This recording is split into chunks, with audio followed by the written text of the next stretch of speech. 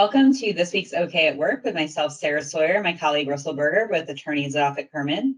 And today we are talking about employees asking for accommodations related to disability or medical conditions.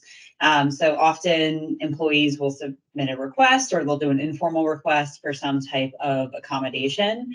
Sometimes those are for temporary issues. So someone returning from work who had a medical issue or something and they need an accommodation to return to work, which we've talked about recently. Or sometimes it's actually regarding a permanent disability. So that's something that's maybe a little bit more of a traditional sense, like, all right, I've got bad eyesight, so I need a special type of computer or something like that. So what are some things that employers need to consider, Russell, when granting these requests, when they're, depending on whether they're a permanent or, more transient or, temporary nature? Yeah, well, I mean, I think, when it comes to kind of the evolution of someone's health, a lot of things are more likely to be in that transient category.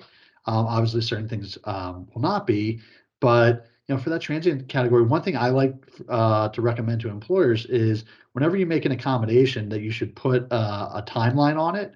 So say this is the accommodation we're going to make for the next 90 days, and then we'll revisit how it's working, and we'll continue to talk, which is what the interactive process that's required by the ADA is really all about. Because we want to come back, we want to see how it's working from the business side. We want to make sure that it's also accommodating and fitting the needs of the employee. Yeah.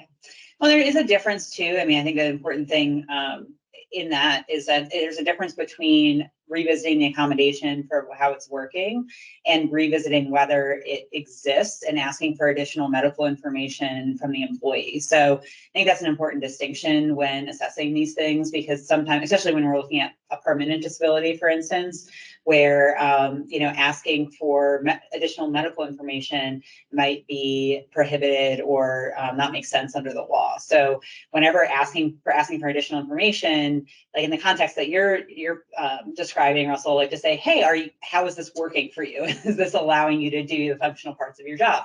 Great questions, part of the interactive process. Asking them after that 90-day period to say, hey, we need another doctor's note now.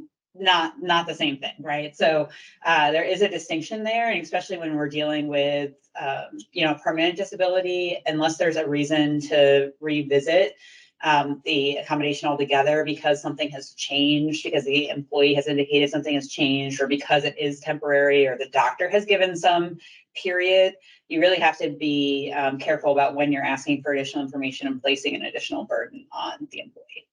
Yeah. Now, that said, I mean, we just went through a pandemic where, I saw a number of accommodation requests where it was, because of, the extremeness of the pandemic, because of the current conditions, it could exacerbate this underlying condition that I have. So I need some kind of accommodation, as a result of that.